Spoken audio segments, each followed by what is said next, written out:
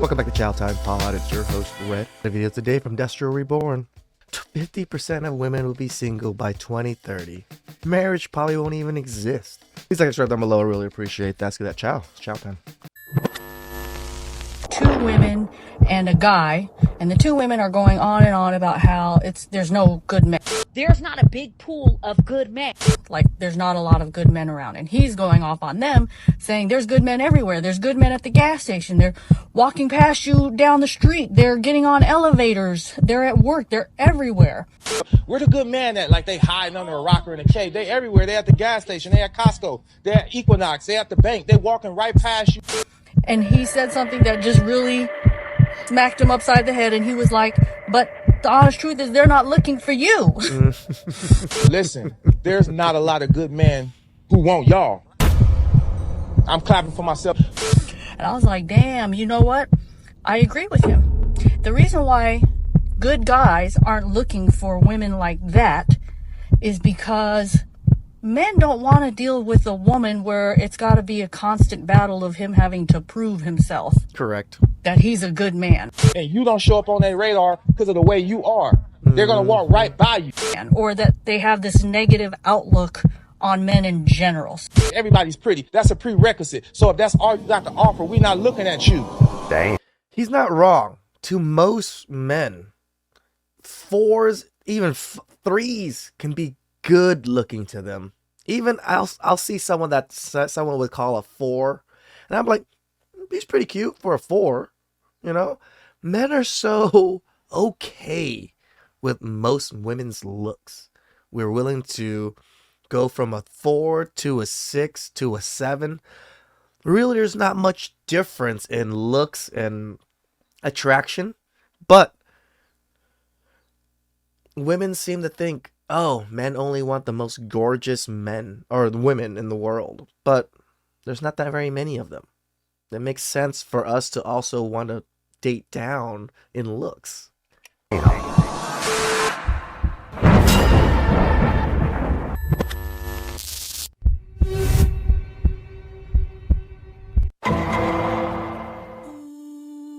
So it says, based on Census Bureau historical He's running data for and president, Morgan Stanley boys. forecasts, 45% of prime working age women ages 25 to 44 will be single by 2030, the largest share in history, up from 41% in 2018. You know when you haven't had a talking stage for months and months? There isn't even a guy that you're crushing over. There is no one in your life. Like, I think I've become too comfortable with being by myself to the point where nothing has happened for months. There isn't even a male that I'm like, I was gonna say fantasizing about, but you know what I mean. No. For those ladies out there who decided to stop dating, you don't have time to date, you're celibate, you're abstinent or whatever, and people give you a hard time, just tell them, listen, I am no longer willing to play these games, these dating games, these reindeer games that a lot of y'all are still willing to play. That's how you gotta tell them. Translation. I've been ran through. Ladies, I hit the you wall. tell them that we are tired. We have used every sprinkle tactic in the book, but somehow these dusty men have figured out that we are only good for biting pillows and wetting bed sheets while cowgirling in reverse. The wetting of the bed sheets. Always use towels, men. Have towels ready. Are emotionally drained from being passed around like a ganja spliff at a Bob Marley soccer match. We are emotionally dead inside because too many men have used us for a good time, not a long time. In response, we will now take our tenderloin, which has the approximate sexual marketplace blue book value of a 1992 Subaru Legacy, and become celibate or abstinent. Our expired milkshake will bring the boys to the yard, geez. or at least the neighborhood feral cat. And for those of you who are going to say, oh, you're choosing boys and not men, or you need to choose better or whatever, I'm going to tell you, you have to play games with 100% of every man on the planet. No. You're playing games, whether you want to believe that or not, whether you want to realize that or not, whether you see it or not. You're playing games with men. You have to. You absolutely, if you want to get things out of men, whatever you're trying to get from them, you have to play this game. And some of us just don't. Exactly. When you're trying to get things from men, why not try to be their partner? Try to be their spouse. Try to be a part of them. Try to help them out. Why are you always trying to get something out of them? That's the part that where men are starting to realize that's what women want, is to get something out of us. Not us themselves. It's something from us. Don't have time for it, right? Translation. We have to play games even though it's clear that it doesn't work. Yes, I know what you're thinking. Maybe these men that use us for fun do so because at some point they figure out that we are playing games. This makes them not trust us and only value us for sex. Well, that's just reason and logic infecting your brain. Ignore those types of thoughts at all costs and focus on your feelings. Yes, I know men have discovered DNA, protons, electrons, and the number 0. But they are too dumb to figure out when a woman is not genuine and is playing games. The man I want, who is CEO of BlackRock and State Street, is not smart enough to detect the dating games I learned on TikTok and Instagram. Right? The CEO of BlackRock would destroy most women in any aspect of life. From that sprinkle lady. You care about how this man sees you, you're going to move a certain way. You know that this man doesn't want you to dress this way, or he wants a woman that's respectful and carries herself that way, and he wants a woman that wears her hair this way, and blah, blah. And you feed into all of that because you're hoping to be picked because you're a pick-me. Translation.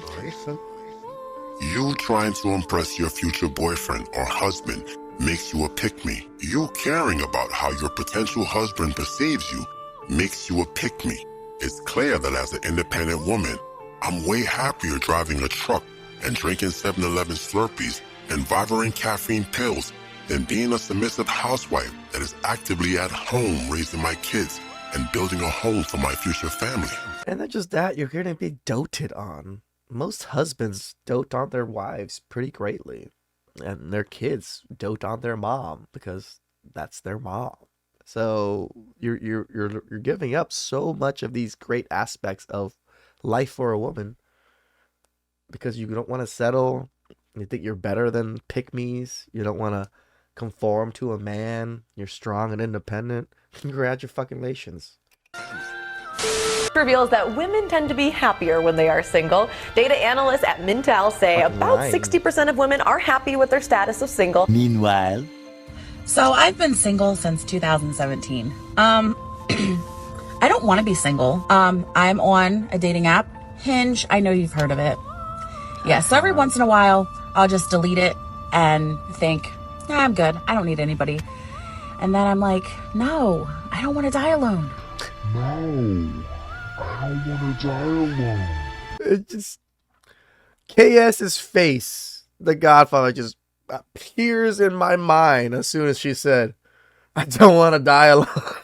Just die alone and get a cat. So I, download the app again. Okay, so serious question. If we're not going on dating apps for dates, where are we meeting men? And where are we meeting men in which we'd actually want to go on a date with? Where are all of the good guys? Can someone enlighten me? It's not the good guys you're looking for, so stop this bullshit whorery. Like whoristry, whatever you want to call it. Because you're only looking for good-looking men. It's not good guys. There's plenty of good guys. They're just not good-looking. Or well-off enough. There's plenty of good guys. Again. But yet, you're single. Why? Because these good guys don't want dirty, fucking musty, crusty, dusty women. Guys, whatever I'm doing isn't working. Without dating apps and social media, modern women would be stuck in the Stone Age. How else would they get the essential likes and random attention to feed their delusion? For the biggest phobia of the strong, independent woman is rejection. So as much as they claim to be just like men, they don't have the minerals to approach a man they find attractive in public. Some can't even handle a man not liking them back on Hinge. For example. Why didn't no one tell me on Hinge? It's not a mutual match situation like every other dating app. What are you fucking talking I had about? all my friends be like, oh, try Hinge. There's so many great prompts. No, when you send a like, they see it. They send you a like. I see it without having that mutual match. That feels so much more intimidating to me. I don't know why, but it feels so much more intimidating instead of just like not knowing if someone liked you or not, or them not knowing if you like them unless they mutually did that. It feels so much more intimidating. Why did no one tell me this?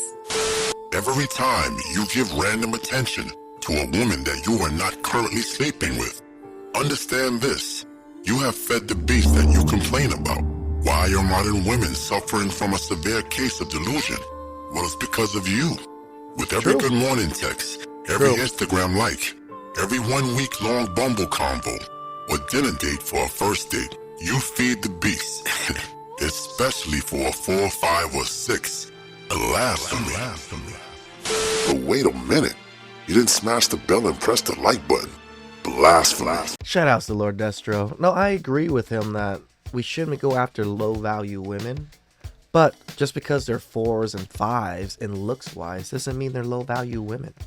I think women's value, yes, is off of looks, but the main marriage value is not off of looks, right? It's off of all those other things. Please express them below. I really appreciate that. I'll catch you guys next time. Ciao.